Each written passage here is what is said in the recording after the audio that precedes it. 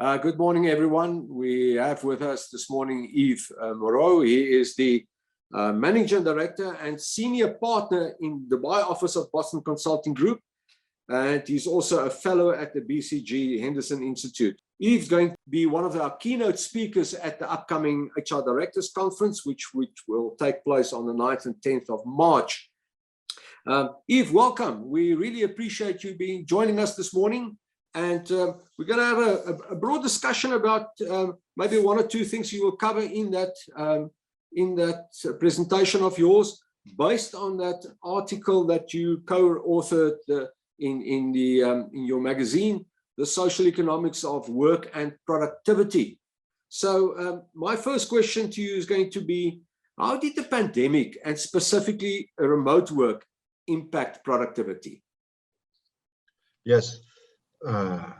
Willem, based on our work with different organizations during the pandemic, before and after, we were able to make some comparisons. And in many organizations, productivity increased substantially, in some by as much as 40% productivity improvement. And when we saw that, we tried to understand what was driving this increase in productivity, and we partnered with a US West Coast company that specializes in what they call social physics, and to help us gather data. And we found that vertical collaboration increased by 27%. In the past, it was this layer with this layer above or layer below. 27 improvement in collaboration vertically. A 24% improvement in knowledge diffusion across department. 9% improvement in the ability to work autonomously. So we have real data to support this conclusion. Of course, it was not across the board. In some organizations, productivity went down. Of course, you're right. Yves, discuss with us the concept of productivity increases without proximity. I mean, many explanations refer to the productivity increases as a result of less traveling time, people working harder. They just work. There's never a close of time. But you have a different take on why productivity increased. Can you maybe explain that to us? Yeah, yes, you're right. Spending less time commuting, for instance, or traveling, for sure played a role. But there is something much more important. Of course, proximity matters for economies of scale on physical capital. Sharing the same steam engine, like in the 19th century, or working on the same assembly line, like in the middle of the 20th century, in a Fordian manufacturing plant, of course, happened because people were close to each other. But in the modern economy, what matters is less and less economies of scale based on physical capital and therefore proximity. Increasingly, what matters in the modern economy comes to knowledge work. And knowledge work is about better leveraging people's intelligence, their judgment. And this has nothing to do with proximity. It has nothing to do with sharing the same workplace, what I call the container, the office, the same building, the same corridor. It is about the content of relations. And this is why I talk about relational productivity, which is the differential impact on performance made by the content, the productive content of relationships, for which proximity does not play a significant role. And in some respect, proximity is often a weak substitute to real relations. Because we are close to each other, we take relationships for granted as an automatic byproduct of proximity. And this hides deficiencies in the productive content of relationships. So this is why relational productivity increased. Okay, no, thank you. That's very interesting.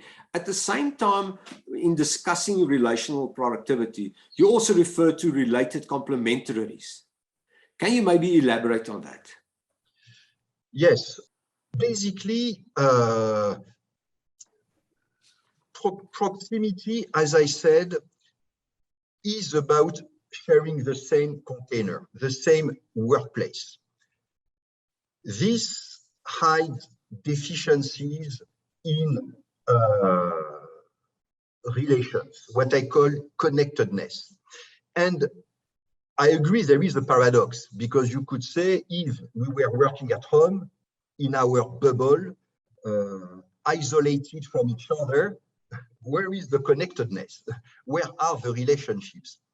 Well, precisely because we could not take relations, connectedness for granted as an automatic byproduct of proximity in the same container, we had to leverage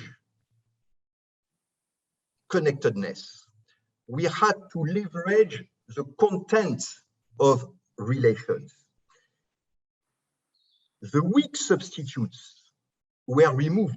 By weak substitutes, I mean when we are close to each other, so we think we know each other. And because we sit 3 meters away from each other or in the same corridor, we assume that we know each other. I assume that I know your needs in HR or in marketing or in sales because we are close to each other. We don't bother creating trust, because we meet every day in the cafeteria, the coffee machine, the lobby, the corridor, the lift, the meeting areas. We don't bother creating trust. Managers, they see the teams every day. And to manage is to supervise. To supervise means to see from above. And because we see people from above, we assume that we know what they do. But when it comes to knowledge work, this is not the issue. It's not just a matter of overseeing, of supervising. It is about investing in really understanding what people do, what they need in sales, in marketing, in HR, in finance. And this is the productive content of relationships. And there are 3 kinds of relationships that I call complementarities. In economics, a complementarity is when one's behavior increases the contribution of somebody else's behavior to the outcome. And there are 3 kinds of complementarities. Vertical, the value added by leaders.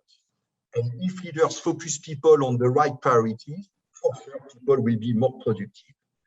Horizontal complementarities, which is the value added by cross-functional ways of working.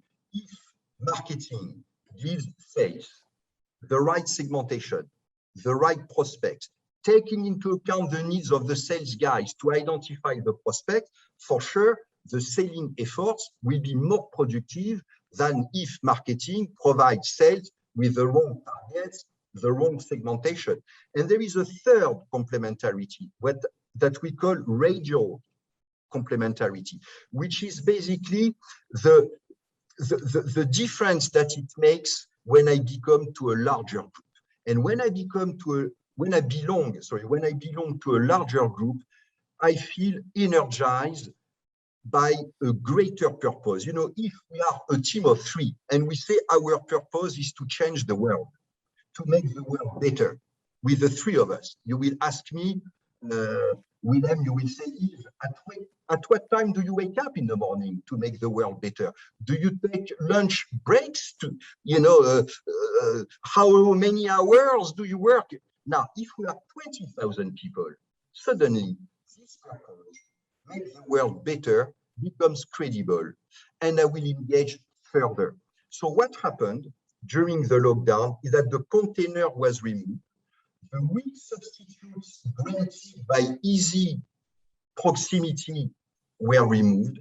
We had to leverage connectedness, the three complementarities. Some companies did not manage. It was a disaster because the weak substitutes were removed, but some managed, and then productivity increased.